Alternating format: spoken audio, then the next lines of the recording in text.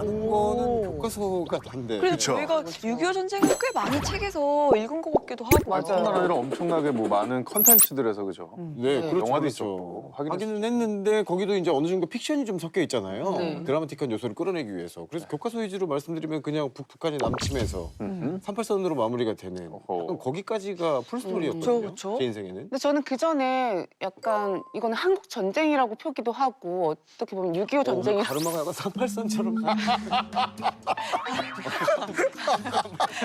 넘어갈 수가 없어요? 죄송합니다. 저쪽 머리가 저쪽 머리로 못 넘어가.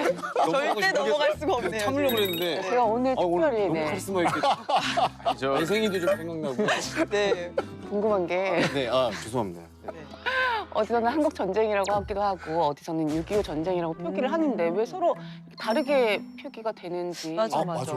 외국에서는 그래서 약간 헷갈린 적이 있어요. 한국 전쟁이라고 하는 것 네. 같은데. 자, 옛날에 정말 그것 때문에 엄청 헷갈렸습니다. 일단 우리가 이제 통상적으로 한국 전쟁이라는 단어를 좀 씁니다. 네. 근데 이 한국 전쟁이라고 하는 건 뭐냐면 주로 외국에서 우리 이 전쟁을 바라볼 때 쓰는 용어예요. 그러니까 한국에서 한반도에서 내전이라는 이야기죠. 그래서 한국 전쟁이라는 어떤 표현을 쓰고 있는데 네. 사실 교과서, 우리나라 교과서에서는 한국 전쟁이라는 표현을 쓰지 않습니다. 맞아요. 네, 우리는 6.25 전쟁이라는 표현을 쓰고 있죠. 다른 전쟁이 내가 모르는 전쟁이 한국 전쟁. 아니면 우리나라에서 일어난 전쟁 모든 걸 통칭해가지고 한국 전쟁. 저도 그렇게 알았어요. 그죠? 네. 왜 6.25 전쟁이라는 표현을 썼냐면 네. 전쟁 주체, 전쟁을 일으켰던 주체를 명확히 하고자. 그러니까 6월 25일 북한의 남침으로 이 전쟁은 시작된 것이다. 라는 걸 명확히 하기 위해서 6.25 전쟁이라고 이제 표현을 한 거예요. 북한은 6.25 전쟁이라는 표현을 당연히 안 쓰겠죠. 북한에선 뭐라고 불러요? 북한은 조국 해방 전쟁이라는 표현을 써요. 완전 자기들 입장에서. 그렇죠, 그렇죠. 완전 그 자기 입장을 대변했네. 맞습니다. 우리는 그렇죠. 진짜 남침인데 침입한 건데 그러네. 외국인들이. 북한은 이제 일본 식민지 또 미국 식민지 계속 식민지 연속이니까 우리는 계속해서 해방 전쟁 하는 거다라는 표현으로 조국 해방 전쟁 쓰고 있는데 우리는 6월 25일 북한이 쳐들어왔으니 6.25 전쟁이라는 표현을 써야 된다. 네. 아무래도 라는 거죠. 6.25라는 단어는 사실 정말 대부분 국민들이 알고 있는 네. 날짜이기도 하고 익숙한 그럼요. 사건이다 보니까 사실 좀 많은 걸 알고 있는 것 같은데 자세한 그 세부 사항을 아나 생각하면 또 제가 모르는 게 많은 것 같아요. 6.25 전쟁 하면 어떤 게 떠오르세요? 메가더. 영화. 인천 인천 상륙작전이라고 영화로 또. 그렇죠, 맞아요, 그렇죠. 맞아요. 낙동강 사수작전. 아, 낙동강 전투. 네. 그렇죠. 저는 원빈씨 태극기 날리며 설탕성 네. 강에서. 아니 영화로 되게 어린 시절에 6.25 전쟁을 처음 알게 됐기 때문에 그 장면들이 기억에 많이 나요. 저는 할아버지가 참전하셨다는 오! 거 정도밖에 와, 그럼 실제로 이야기를 들으셨어요? 얘기는 잘 못 들었고요. 그냥 너무 어렸을 때라 저는 와. 참전하셨다라는 정도만. 그러시군요. 네. 네. 아니, 어쨌거나 이제 6.25 전쟁에 대해서 우리 좀 이제 파편적인 어떤 그런 지식들을 가지고 있는 것 같은데 네. 우리 재성 씨가 한번 재성 씨의 6.25 전쟁의 그 흐름을 한번 이번 기회에 한번 쭉 한번 읊어봐 주셨으면 좋겠어요. 너무 어려운데? 개미처럼 설명할 수 있을 것 같아요. 머리, 가슴, 배로 3등분만. 네네네 그렇게 한번 자 한번 가보죠. 6.25 전쟁으로 북한이 남침을 했다. 남침했다. 네. 그리고 우리나라가 분리해서 저 후방으로 끝까지 밀렸다가 낙동강 전투까지 밀렸다. 낙동강까지 밀렸다가 메가드 장군의 도움으로 메가드 장군님이 상륙작전. 파이프 담배 물면서 이제 밀어 올라가. 밀어 올라가서 압록강 그래서 갔다 다시 서로 중국이 갑자기 중국이 내. 했다. 세계 전술로 다시 와서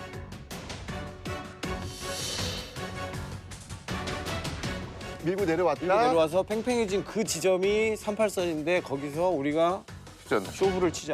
일단은 안 돼. 우리가 휴전. 딜을 휴전을 네. 이게 진짜 그렇게 무섭네요. 네. 사람이 저작거리에서 놀다 보니까 우리가 휴전을 하자. 여기에서 딜을 보자. 라고 해서 생긴 게 38선. 맨 마지막 마무리는 그렇게 하면 안 되죠. 휴전선이죠. 휴전선. 네네네. 38선에서 전쟁이 시작됐고 마무리는 휴전선. 이게 38선이 북이 38도여가지고 맞습니다. 네네네. 휴전선은 약간 다르잖아요, 이게. 근데 조금 휴전선은 약간 다르잖아요, 이게. 서쪽은 좀 내려와 있고. 네, 맞아요. 동쪽 그렇죠. 전선은 조금 올라가 있는. 여기 휘었더라고요. 네. 맞습니다. 그래도 대부분 우리 국민들이 알고 있는 내용이랑 거의 비슷한. 그렇죠, 그렇죠. 네. 이제 여기도 이제 이야기를 좀 붙여야 될 텐데 우선 이 6.25 전쟁 같은 경우에는 일단 그 피해자, 이게 사상자만 500만 명이 넘어요. 어마어마하죠. 10분의 지금 인구의 거의 10분의 1. 그렇죠. 이상 가족은 1,000만. 아. 게다가 고아만 10만. 봤어요. 저 어렸을 때 이상 가족 찾기라는 프로그램이 맞아요, 맞아요. 그거 너무 슬퍼가지고 어린 나이에도. 맞아, 맞아. 이 참 3년간 치러진 전쟁은 누가 그러더라고요. 6.25 전쟁은 우리 역사를 정확하게 구석기 시대로 돌려놨다. 그런 표현을 쓰더라고요. 그러니까 전쟁을 통해서 남아있는 것은 폭격에 의한 돌, 아. 그리고 그 속에 살아있는 사람. 네. 돌과 사람밖에 없으니까 아, 석기 시대잖아요. 다시 이렇게 해야 되는. 반만년으로 다시 백해서 석기 시대로 돌아갔다. 이 전쟁의 그 무서움과 아픔이라는 게 이제 이런 게 네. 있는 거죠.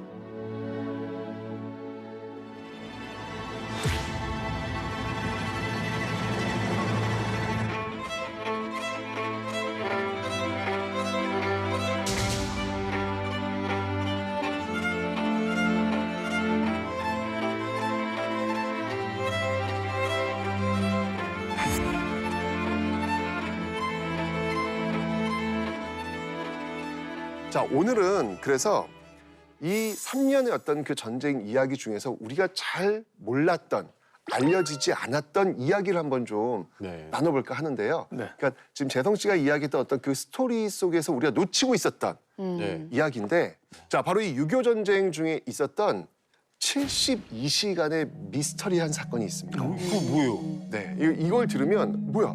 72시간 동안에 이런 일이 있었어? 만약 72시간이라고 하는 이 시간이 없었으면 우리는 지금 어떻게 됐지? 그 정도로 큰 일이 일어났어요? 네, 굉장히 우리가 몰랐던, 우와, 이런 일이 있었구나 라는 어떤 놀라운 사건이 있는데 오늘 한번 그 얘기를 한번 해볼까 어머. 합니다. 3일 동안 그러니까요. 3일 안에 무슨 일이 있었길래. 정신없이 이제 공격을 할 거란 말이죠. 언제 시작하면 그때부터 다 그렇죠. 쏟아붓는데 6.25 전쟁에도 그 3일 동안 미스테리한 사건이 있었나요? 그 일이 그렇죠. 벌어질 틈이 없었을 것 같은데. 6월 25일 북한이 남침을 하잖아요. 네. 네. 며칠 만에 서울을 점령하죠? 바로 3일. 3일입니다. 아. 3일 만에. 3일이에요? 예, 3일 만에 서울을 점령을 하는데 가깝잖아. 생각해봐. 어. 엄청 가깝잖아. 굉장히 빠른 속도로 내려와요. 내려오는데 6월 28일 날 드디어 이제 이 서울에 인민군이 등장을 합니다. 등장을 하는데 중요한 건 뭐냐면 이렇게 빠른 기세로 밀고 내려왔는데 그 인민군이 한강을 넘은 건 언제냐면 6월 28일, 6월 29일, 6월 30일, 7월 1일 오전에 넘어요. 3일이 걸렸네요, 진짜. 6월 29일, 6월 30일, 그다음 7월 1일. 맞습니다. 이 3일이 걸렸잖아요. 그렇죠. 네. 바로 이 3일, 이 72시간, 이 72시간 도대체 무슨 일이 일어났는지 아, 왜 안... 이야기를 들으시면 아마 깜짝 놀라실 겁니다. 선생님 이거 어떻게 알았어요? 아니 궁금하잖아요. 이 선생님은 과연 이걸 어떻게 어디서 알았을까? 그러니까. 그 당시에 산 게 아니잖아요. 기록이 다 있습니까? 아, 그럼요. 저도 이제 논문 같은 거 보면서 그 당시 기록 보면서 우와, 뭐야, 이런 일이 있었어? 저도 깜짝 놀랐던 그런 일이 있었어요. 이런 이야기들은 그 청와대 영화에서 나오는 캐비넷 안에 기밀 문서로 이렇게 있을 것 같은 내용이거든요. 먼저 이 본격적인 네. 이야기를 풀기 전에 우리가 한번 그 순서대로 한번 시간 순서대로 한번 풀어보도록 하겠습니다. 네. 1950년 6월 25일 네. 북한이 남침을 시작했는데 그때 북한의 작전명은 바로 폭풍이었습니다. 폭풍. 폭풍이. 뭔가 폭풍처럼 막 밀고 내려오는 폭풍을 일으켜라 막 어. 그런 느낌. 그죠? 자, 제가 그럼 왜 북한의 인민군이 서울에서 3일간 머물렀는지 이유를 설명드릴게요. 거기에는 그들의 작전서가 있었기 때문입니다. 네. 작전 지침서. 네. 자, 요걸 제가 한번 보여드릴게요. 선생님 그거 갖고 계세요? 아, 갖고 있습니다. 북한의 작전서를? 조선인민군 선제 타격 계획.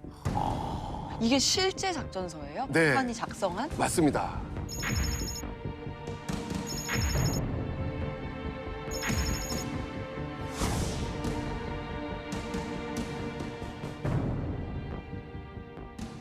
그래서 6월 25일 새벽 4시에 북한은 작전명 폭풍이라는 것을 앞세워가지고 전면적인 남침을 시작하게 됩니다. 이 폭풍이라는 작전 속에서 정말 이 포를 엄청나게 쏩니다. 남쪽으로요. 네. 남쪽으로 쏘면서 그 연기가 장난 아닐 거 아니에요.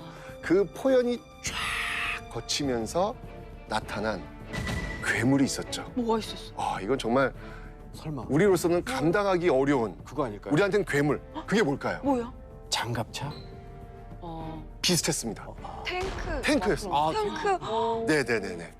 정말 이 탱크 우리는 탱크가 없었어요. 아. 왜 없었어요? 네, 우리는 그 당시 이렇게 대규모적 전쟁을 할 거라는 생각을 안 했기 때문에 그랬었어요. 북한은 나름대로 준비를 했거든요. 이 소련제 탱크를 다 공수를 받은 상태였기 우린 때문에 없었구나. 야, 그 포연 속에 나타났을 그 탱크의 모습을 한번 떠올려 보세요. 이건 총으로 된 게 아니잖아요, 이거는요. 근데 진짜 작전명이 폭풍이라고 하시잖아요. 네. 진짜 폭풍 갖고 왔네요, 걔네들. 그러니까요.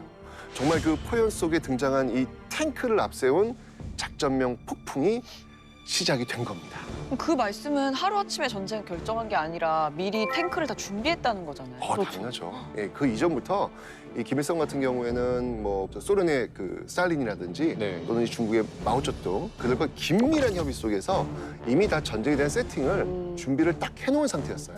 우리 왜 눈치를 못 챘지? 그러니까 전쟁이라고 하는 것은 딱 터지면 수도를 일단 장악하는 것 이게 제일 중요하거든요. 수도를 장악한다는 의미는 뭐냐면 일단 목줄을 딱 잡는다는 거예요. 목줄을 딱 잡아가지고 전체의 사지를 움직이지 못하도록 만들어 놓는 것. 이게 가장 전쟁의 기본이거든요. 네. 예. 자, 이렇게 되면서 제1차 목표는 서울을 타겟으로 북한의 인민군이 밀고 내려오죠.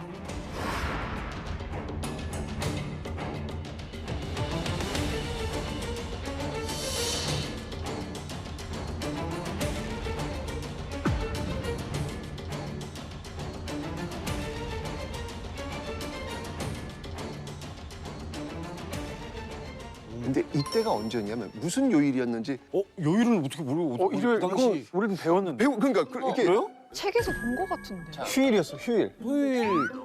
토요일이 일요일 일을 낮? 넘어가는 날일까? 지금 우리는 주 5일째니까 토요일이 쉬는 날이지만 그렇군요. 그때는 주 맞다, 6일째. 맞다. 그러면 일요일에서 맞아. 월요일. 왜냐면 토요일에 일하고 완전 꿀잠 자고 있을 때. 그렇죠. 일요일 새벽. 그래서 일요일 날 전쟁이 개시된 와 거예요. 최악이다.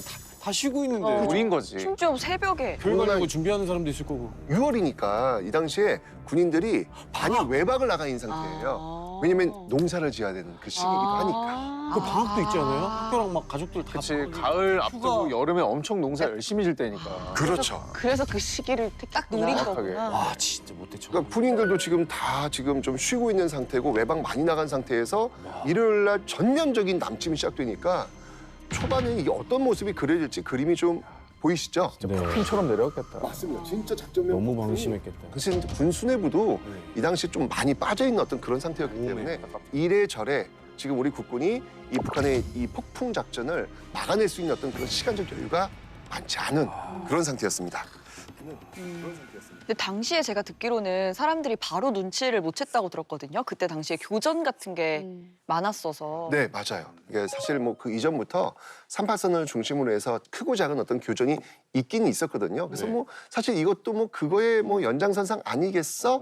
아니 근데 요즘 같이 뭐 SNS가 있을 때도 그러니까. 아니고 네. 통신 체계가 막 대단할 때도 아니니까 그런 이런저런 교전까지 많았었으면 그냥 또 그런가 보다 맞아, 하고 맞아. 시민들은 도망도 안 가고 지금처럼 핸드폰으로 바로 딱 알림을 보내줄 수 있는 상황도 아니잖아요. 그러니까 그렇죠. 속수무책으로 당할 수밖에 없던 그런 상황이었네요. 그렇죠. 그런 과정에서 뭔가 좀 불길한 느낌이 좀 들기 시작해요. 네. 중요한 건 전쟁이 났으니까 소리가 들릴 거 아니에요. 네. 그 소리가 점점 커지고 있다는 느낌, 네. 다가오고 있다는 느낌. 좀 이상한데 예전에 어떤 교전과는 좀 다른데 이렇게 느낌을 갖고 있는 상황 속에서 27일, 네. 네. 25일날 전쟁이 시작된 27일. 그러니까 이승만 정부는요 개전 이후 이틀이 지난 27일 오후 10시가 돼서야 이 방송을 통해 처음으로 전쟁 사실을 알리는 대국민 담화를 발표합니다. 이 정부는 수도 서울을 사수하기로 결정하였으니 국민은 군과 정부를 신뢰하고 조금도 동요함 없이 직장을 사수하라. 이런 담화가 나와요. 근데 이상하다. 직장을 사서. 포성 소리는 점점 커지고 있는데 방송 소리, 이게 당시 라디오일 네, 거 아니에요.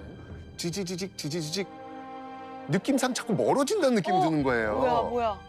이게 좀 느낌이 안 좋은데 이번 좀 다른 것 같은데 라는 생각이 들면서 서울 시민들이 드디어 이제 짐을 그제서야 싸기 시작합니다.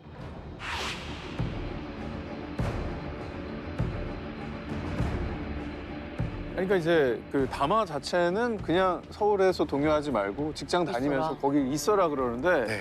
시민들은 뭔가 좀 불안한 거죠. 왜냐면 계속 포성 소리는 커지니까 오. 불안할 거 아니에요. 잘 사수하고 있는 것 같지가 않으니까. 그렇죠, 그렇죠. 자, 이러면서 짐을 싸야 되겠다라는 생각을 하고 있었는데 당시 이미 이승만 정부는 26일 날 정부는 피난을 간 상태였고요. 이승만 대통령도 27일 날 이미 서울을 떠난 그런 상태였습니다. 아, 네. 자, 그러니까 이러면서 이제 서울 시민들이 아쉽다. 이제 짐을 싸기 시작하는 거였죠. 네. 아니 근데 되게 긴급한 상황인데 어떻게 시민들한테 도망가지 말고 동요하지 말라고 이렇게 방송을 한 맞아. 거죠? 시민들도 빨리 대피해야 되는 같이 거 도망가자고 하면 되잖아요. 우리가 빨리 피난 가야 됩니다. 도망가십시오. 라고 하면 이거는 와르르 무너지는 거예요.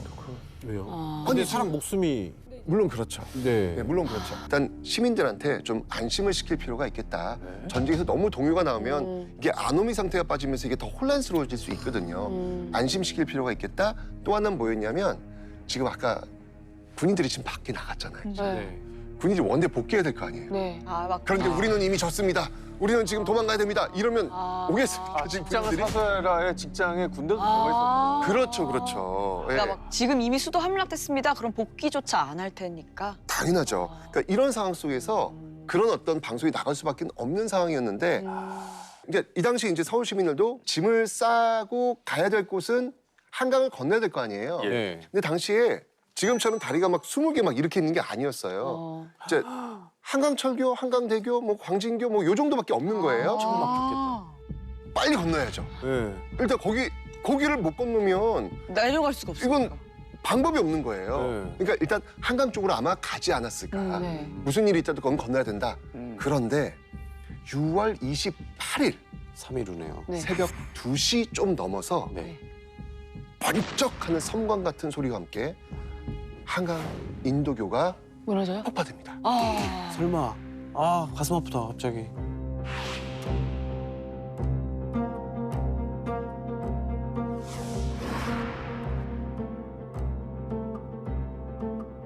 그게 북한이 터뜨린 게 아닌 거죠. 아 진짜요? 그렇죠. 우리 국군이 한강 인도교를 끊어버린 거예요. 왜냐하면 그때 이제 이 군인들의 어떤 그 첩보망이 뭐가 들어왔냐면 인민군 탱크가 서울에 진입했다라고 하는 첩보가 들어온 거예요. 그 탱크를 못 건너게 하려고. 당연하죠. 이게 끊어야 되는 건 맞는데 이 명령이 우왕좌왕하면서 너무 일찍 끊어버려요. 그러니까요. 그러니까 끊어야 했던 건 맞지만 네. 여전히 건너지 못한 국민들이 되게 많았던 맞아요. 거죠. 실제로 북한 인민군이 용산 근처에 탱크가 들어온 시점은 6월 28일 저녁 밤 10시쯤 됐거든요. 8시간. 꽤 늦은 시간이었어요. 그러니까 첩보가 잘못됐네. 예. 그러면은 눈 깜짝할 사이에 전쟁 발발하고 3일이 지나면서 한강다리까지 폭발이 된 거면 맞습니다. 북한군은 이제 그냥 거의 서울을 휘어잡는 상황이었던 거죠. 그렇죠. 국군이 한강다리를 끊었다는 얘기 뭐냐면 한강 이북 쪽은 포기했다는 얘기랑 그러니까. 마찬가지예요. 그러네. 예. 그러네요. 그 신호를 준 거예요. 이쯤이면 뭐 그냥 야 우리 차지했다. 서울 뭐 그냥 바로 점령이다라고 해서 밀고 내려갈 수 있는 그런 상황이 된 거죠. 자 이렇게 되면서 지금 당시 그 북한군은요 보병 5개 사단하고 350대 그 전차 탱크를 네. 몰고 내려오고 있는 어떤 그런 상황이었거든요. 350대? 그렇죠. 탱크 350. 우리 한 대도 없었는데?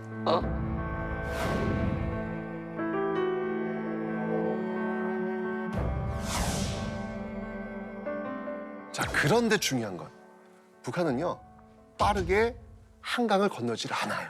어? 이게 오늘 우리가 이야기해야 될 포인트입니다. 폭풍 같은 작전이었는데 왜 안 내려왔죠? 되게 궁금하다. 힌트 하나만 주십시오, 선생님. 이게 일부러 안 건넌 건지 아니면은 타의적인 건지, 자의적인 건지 타의적인 건지. 근데 방금의 말씀을 돌아보면 1차적으로 다리가 끊겼기 때문에 못 온 거 아닌가요?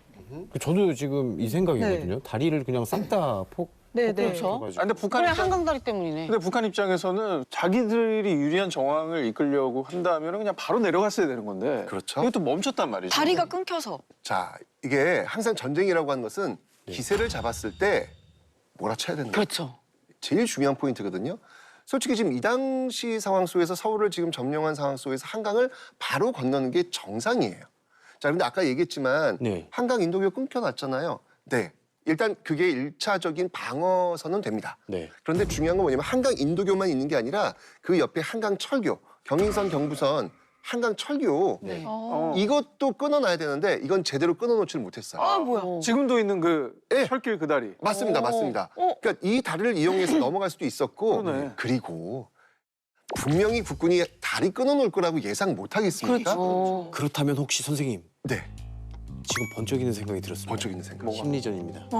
심리전? 그들을 불안에 떨게 하는 거죠. 정신적으로 쇠약하게 만드는 거지. 안 우리가 또 일요일 날 새벽에 너희들이 가장 행복하고 안심하고 있을 때 긴장이 풀릴 때쯤 출발하자. 3일 뒤니까 또 3일 뒤에 일요일 오니까 그때를 기다리는 거라고. 옛날 전래동화 보면 곤장 한 대로 사람 죽인 거 알죠? 계속 이렇게 그렇죠, 그렇죠. 때릴까 말까, 때릴까 말까. 그런 아주 잔인한 방법의 심리전을 어. 구사한 걸 수도 있다는 생각이 들었어요. 근데 그렇다기에는 저는 작전명이 폭풍이었잖아요. 그러면 그냥 폭풍처럼 그래, 사실 몰아치는 거죠. 밀고 가야 되는 게 정상인데 있었나? 왜 머무르게 된 걸까요? 그러니까 오늘 이야기의 이 핵심이 진짜 북한 인민군은 왜 3일간 72시간 이렇게 빠르게 내려가지 않고 서울에 머물렀을까? 뭐지? 이제 여기서 한번 우리가 이 3일간의 그 미스테리한 이 일을 한번 좀 밝혀봐야 될 것 같아요. 뭐죠? 일단 기본적으로 김일성은 이 6.25 전쟁을 한 달이면 끝낼 수 있다라고 판단을 했어요. 생각해 보세요. 38선에서 부산까지 한 달에 내려갈 수 있다. 이거는 전격전이 아닌 이상은 불가능한 일이거든요. 네. 우병우. 쉬지 말고 가야죠. 그렇죠. 쉬지 말고 가야 되는데 그렇죠. 자 지금 이제 이렇게 보시면 여기 지금 38선이에요. 지금 보이시죠? 네. 지금? 네, 네. 여기 지금 38선 보이시죠? 38선에서 지금 여기 서울이잖아요. 네. 그죠? 자 지금 밀고 내려오는 거예요. 화살표밖에 일단 지금 기본적으로 보니까 뭔가 화살표가 지금 이렇게 네. 중심적으로 있고 그 다음에 세 개 부대로 나뉘어서 이렇게 지금 밀고 가서 적과 통일하겠다라고 네. 하는 지금 목표가 지금 보여지고 있죠. 예, 예. 자, 그럼 중요한 건 뭐냐면 이 위쪽입니다. 우리가 지금 포인트로 둘 게 이 위쪽인데 지금 이 북한 같은 경우에 지금 어떤 목표를 세웠냐면 1차 타겟이 어디였냐면 수원, 그리고 원주, 그리고 삼척. 여기를 지금 목표로 지금 내려오자라는 어떤 그런 목표가 있었어요. 크게 이렇게 2단계에 걸쳐서 이게 2단계 작전일까요? 북한이 네.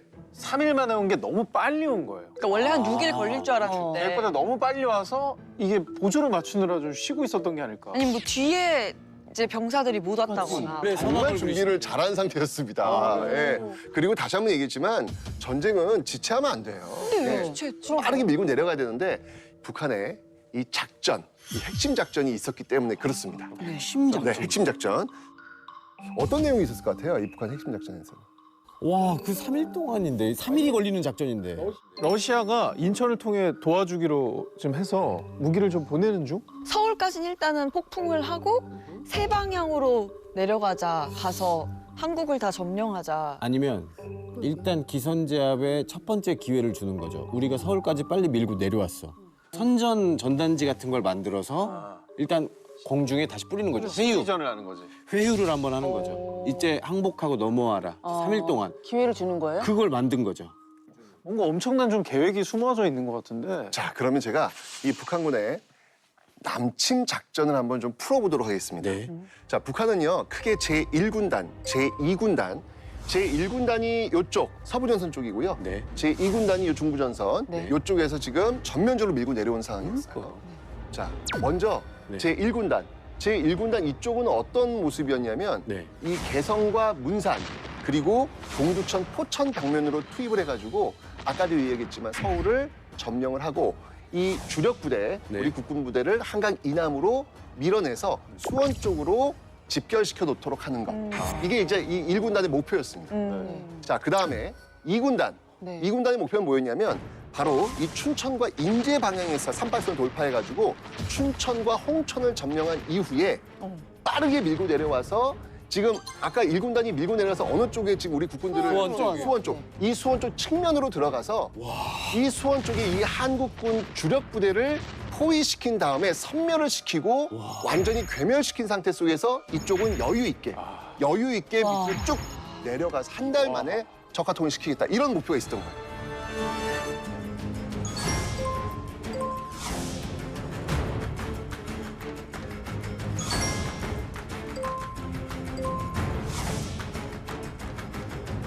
이거 군인들을 한 곳으로 몰아넣는 작전이었나요? 그러니까 결국은 수원에 우리 군을 다 몰아넣고 섬멸한 다음에 전국을 제압하겠다고 생각했던 그 거죠? 작전이었습니다. 아니 왜냐면 우리 국군도 계속 한강에서 지금 포기하고 넘어왔다고 해서 계속 밀고 내려갈 수는 없잖아요. 그렇죠. 우리도 전열을 재정비해야 된다는 얘기죠. 네. 그 전열 재정비를 북한 인민군이 기다리고 있었던 거예요. 이제 문제는 뭐냐면 그렇다면 빨리 이 1군단 이쪽은 지금 서울 점령했으니까 네. 한강을 건너야 되는 거예요. 네.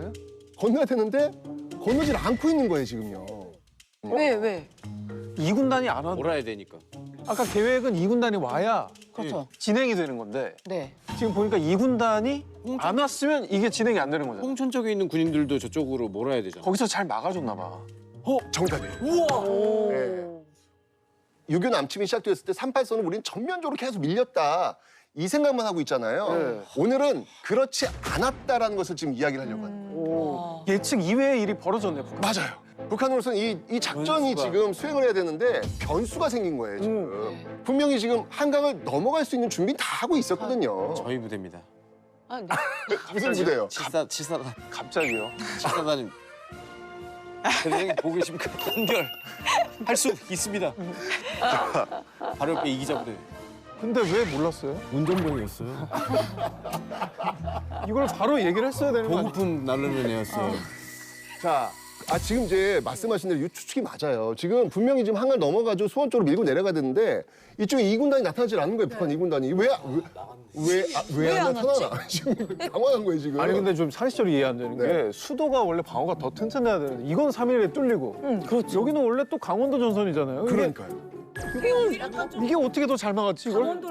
오히려 더 빠르게 왔어야 되는 거 아니에요? 그렇죠. 자, 이게 핵심은 뭐냐면 이 춘천에서 문제가 터진 거예요. 오늘의 이야기의 출발은 바로 이 춘천이 되는 거죠.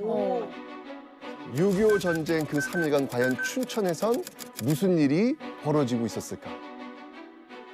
자, 사실은요, 이 춘천에서는 어떤 일이 벌어지고 있었냐면 네. 당시 여기는 육사단이 관리를 하고 있었습니다. 이 당시 이제 육사단을 이끌고 있었던 인물이 누구였냐면 이제 김종호 장군이었거든요. 네네. 자, 이제 중요한 건 뭐냐면 여기서 이 김종호 대령이 지켜보고 있다, 네. 예의주시하고 있다, 이 자세가 있었던 거예요. 아. 북한 쪽에서 귀순한 군인이 한 명 있었는데 그 군인이 뭐라고 진술을 했냐면 지금 북한에서 이쪽 좀 춘천 이 위쪽 라인으로 지금 엄청난 탱크며 병력들이 지금 다 지금 집결하고 있는 상태다. 이런 어떤 보고를 한 거예요. 와. 자, 이렇게 딱 들으니까 이제 요 집결되는 날짜가 아마 23일 다 모일 것이다. 뭐 이런 얘기를 하니까 이런 정보를 딱 듣고 나서 준비를 해야 되겠는데? 네, 라고 생각을 한 거예요. 자, 그러면서 춘천에 주둔한 육군 제6사단 제7연대에 1950년 6월 22일부터 경계태세 강화와 동시에 전 장변의 외출을 금지하도록 명령을 합니다. 준비하고 있었다. 다른 거죠. 지금 이쪽과 지금 상황이 다른 거죠, 지금. 준비하고 있었네. 그럼 과연 이 춘천 지역에서 6월 25일부터 도대체 무슨 일이 있었는지 네. 확인을 한번 해보도록 하겠습니다. 자, 이 북한군은요, 네. 전쟁 직전 정말 최우수 부대로 선정될 정도의 어떤 최강의 부대를 여기다 배치를 했습니다. 네. 이 당시 그 병력을 좀 비교를 해보면 네. 한국군은요, 병력에서 4배, 화력에서 10배 차이로 밀리고 있는 상황입니다. 아. 이만큼 북한군이 강력한 화력과 이 군사력을 가지고 지금 밀고 내려온 것이죠. 자, 처음 북한군은요, 이 포병의 공격 준비 사격으로 시작을 합니다. 당시 이 북한군은요, 춘천을 하루 만에 점령한 뒤 곧바로 가평을 거쳐가지고 수원으로 향하도록 합류를. 계획되어 네. 있었습니다. 왜냐면 이게 그들의 작전이잖아요. 네, 그러니까 춘천을 24시간 안에 점령해야 된다. 해야 되는. 그래야 수원까지 갈 수 있는 거예요. 그 계획이 되는 거예요. 자, 그래가지고 이 포를 쏘면서 지금 들어옵니다. 초반은 순조로웠어요. 전초 기지를 막 박살내면서 북한군은요, 자주포 열대를 앞세우면서 북한강을 드디어 돌파합니다. 자, 그리고 다음 행선지인 옥산포로 들어서게 되는데 여기서 북한군은 난관에 부딪힙니다. 옥수수. 북한군이 전혀 예상하지 못했던 사태, 그들한테는 사태죠. 사태가 벌어지는데 왜였을 것 같습니까? 춘천하면은 호반의 도시고 그렇죠. 네. 산과 강, 물도 엄청나게 많은데 이런저런 또 지형 때문에 네. 못 가지 않았을까? 아니면 비가 왔다. 길이 있는 것도 아니었잖아요, 옛날에는. 아니면 미리 좀 함정을 좀 설치해도 함정? 보기트래? 미리 좀 해놓지 않았어. 유비무한 한 발 빠르게 매복해 놓으셔. 뭐였을까요? 오! 맞습니다. 역시 그 동네 부대 출신답네. 맞습니다. 장철. 맞아 그거 맞았어. 저게 뭐예요? 옥산포 사진 한번 보여드릴게요. 자, 지금 이 옥산포를 한번 보시면 지형적으로 어떤 것 같습니까, 지금? 그냥 허우산. 평지. 논인데? 논이네요, 논. 네. 그렇죠. 지금 탁 트여져 있죠. 네. 저 강원도 쪽 이렇게 느낌 들면 막 그 산지에 엄청난 막 그럼요. 먼지 막 이럴 걸로 산세어가 보이는데 네. 지금 옥산포로 들어왔단 말이에요. 이제 사실 북한군도 사실은 탱크를 밀고 내려와야 되는 상황이기 때문에 네. 산지는 사실 쉽진 않죠. 그죠? 그러니까 이 옥산포 길을 좀 택해서 빠르게 지금 춘천 점령하고 수원으로 가야 될 그런 생각을 했던 것 같아요. 자, 그런데 지금 빠르게 갈 수는 있지만 단점도 있죠. 단점이 뭘까요? 노출이 되는 거예요. 네, 노출이 되는 거예요. 네. 중요한 거는 지금 북한군 입장에서라면 노출이 되었지만 반격이 별로 없다면 그리고 웬만한 반격은 탱크로 밀고 간다면 네. 큰 문제는 없을 것이라고 판단한 듯해요. 그래서 하루로 잡았나 봐. 그렇죠, 그렇죠. 그래서 하루 만에 춘천 점령하고 바로 이제 가평 넘어 수원 갈 수 있을 거야라고 판단했는데 여기서 실수가 이제 벌어진 겁니다. 그러니까 산으로 가는 게 힘드니까 북한군 입장에서도 옥산포로 가는 게 빠르다고 생각해서 글로 간 거지. 어차피 탱크도 있으니까. 근데 그걸 알았던 거야. 그렇죠. 와, 대단하시다. 여기서 이제 육사단이 이제 출동을 합니다. 네. 그 저 사진 있죠? 이 논밭으로 그냥 달려와가지고요. 여기서 북한군에게 거침없이 포를 때립니다. 자, 이러면서 북한군이 깜짝 놀란 거예요. 네. 뭐야? 여기 올 걸 어떻게 알았지? 이렇게 이게 아닌데 우리가 예측했던 이게 아닌데 라고 해서 후퇴를 해요. 북한군이 6.25 남침을 개시해가지고 후퇴했던 건 이게 처음이에요. 여기서 우리 군이 기세를 꺾어. 그러네. 그렇죠. 그러니까 북한이 너무 당황한 거예요. 이게 무슨 일이야? 이건 우리 시나리오에 있었던 일이 아닌데? 근데 포가 워낙 세게 들어오니까 네. 더 이상 버틸 수가 없었던 거예요. 그래서 결국은 후퇴를 합니다. 정말 당황했을 거예요. 대단하다, 대단해. 모르고 있을 거라고 생각을 했는데. 기습을 한 거네. 자, 이러면서 어쨌든 북한은 지금 빨리 가야 됩니다. 수원 쪽으로 가야 됩니다. 네. 지금 하루 만에 가기로 했잖아요. 당황할 수 있는 시간이 없어요. 자, 그래서 다시 전열을 재정비해가지고 다시 공격을 시작하는데 만만치 않아요. 만만치 않아요. 결국은 이 북한군은요, 옥산포에서 더 이상 진격을 하지 못한 채 하루를 보내게 됩니다. 이게 이제 틀어진 거예요, 지금요. 아까 제가 이야기했던 72시간 중에 24시간 여기서 지금 벌써 지금 없어졌네요. 네. 근데 그럼 하루가 지났다는 거는 원래 약속했던 북한군의 1군단은 이미 서울에 들어온 그렇죠. 상태잖아요. 맞습니다, 맞습니다, 지금.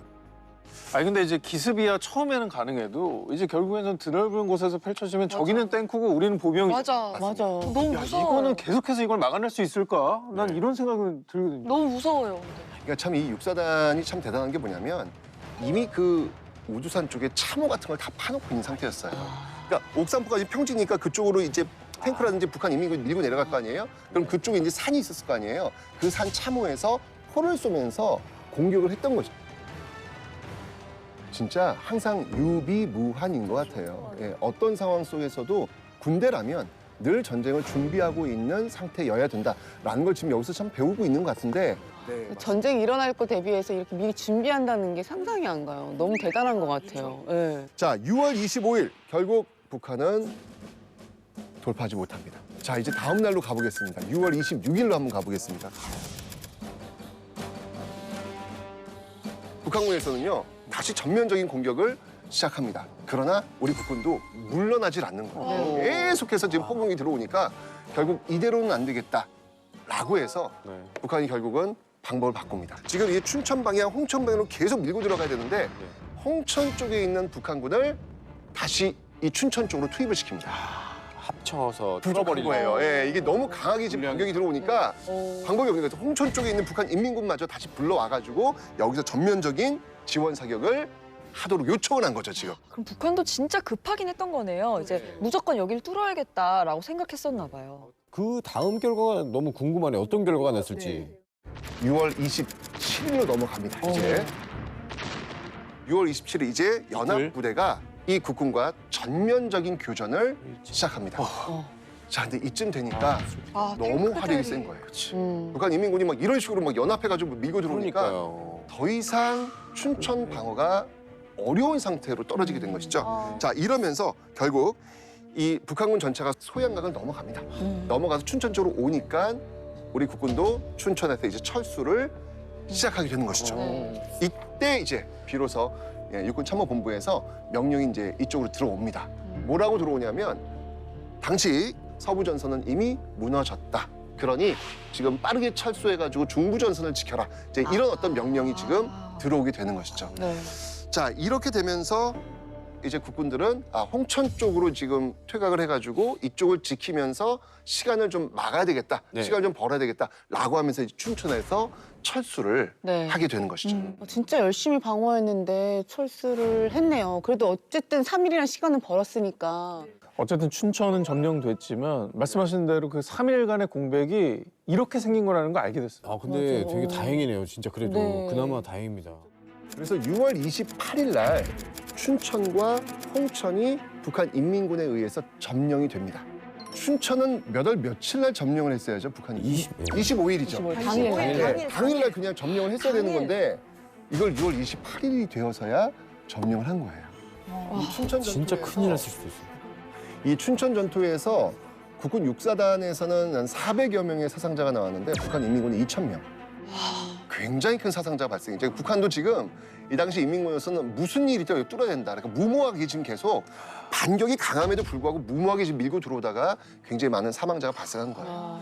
어쨌든 이때 춘천에서 방어전을 성공적으로 치러졌기 때문에 남침의 1단계 작전, 북한의 계획이 완전히 틀어져 버린 거예요. 완전히 틀어요. 네. 이러면서 이 6.25 전쟁의 흐름이 바뀌게 된 것이죠. 6월 29일 날 수원 비행장에 이 사람이 도착을 합니다. 누구였냐면 그 사람이 바로 메가더입니다.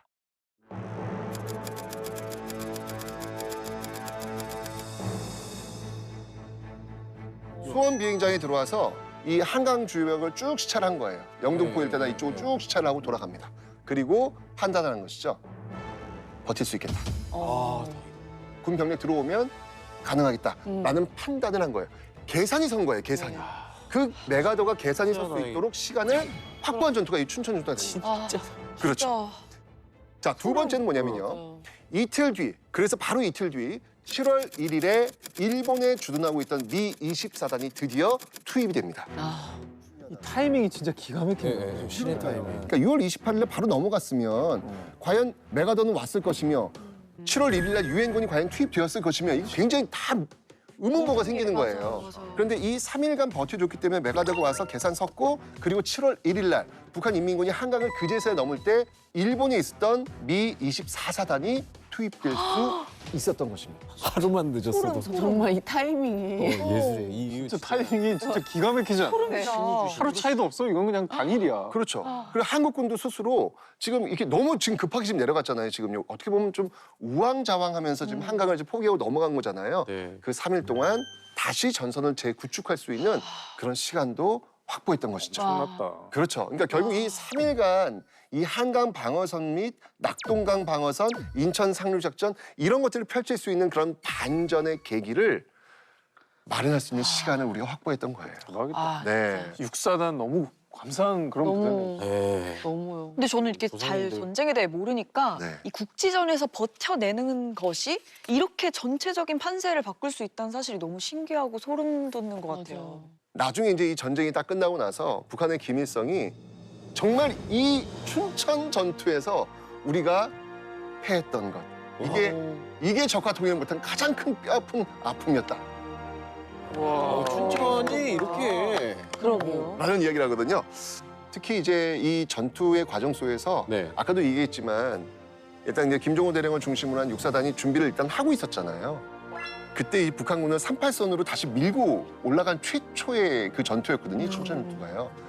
북한이 얼마나 놀랐으면 다시 38선으로 올라갔겠어요. 그러니까. 이때 이 군인들뿐만 아니라 이 학생들이 그 진지 구축하는 데도 도움을 많이 줬고요.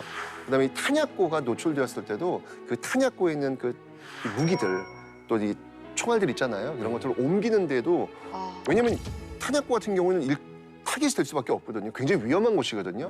그런데도 또 이 학생들이 동원되어가지고 또 지켜낸 어떤 그런 역할도 보였고. 근데 선생님 너무 슬픈 게 지금 네. 생각해보니까 그 포화 속으로라는 영화가 학도병들의 이야기거든요. 맞습니다. 다 돌아가셨어요. 다 돌아가셨어요. 기억나요. 차성원 씨가 북한군이었는데 못 들어왔어요. 그 학도병들이 버티고 있어서 학교에서 막 버티고 있고 그래서 못 들어왔다는 내용이었거든요. 전체적인 줄거리가. 그 지역 주민들이 또 주먹밥 만들어가지고 또 이렇게 군인들한테 제공하는 모습들 보였고 누가 그러더라고요. 이 6.25 전쟁 때 이 춘천 전투는 제2의 행주대첩이었다. 아, 예, 라는 표현을 할 정도로 온 국민이 그냥. 예, 정말 우리가 놓쳐서는 안 되는 그런 전투가 아닐까 하는 그런 생각이 듭니다. 사실 6.25 하면 떠오르는 그 대표적인 작전들 있잖아요. 뭐 네. 동강 사수 작전이나 인천 상륙 작전. 저는 뭐 물론 이것도 중요하지만 이 춘천 전투 이거는 정말 우리가 꼭 기억을 해야 될 것 같아요. 네, 맞습니다. 우리가 6.25 전쟁의 어떤 그 전반적 흐름 속에서 네. 정말 중요했던 이 춘천 전투 그리고 이 춘천 전투에 참여했던 그 군인들 그리고 학생들 그리고 그 주민들 그들을 좀 잊지 않고 기억하는 것 이게 이제 6.25 전쟁 71주년을 맞이하는 그 오늘의 어떤 중요한 날에서 우리 어떤 그 자세가 아닐까라는 생각이 드네요.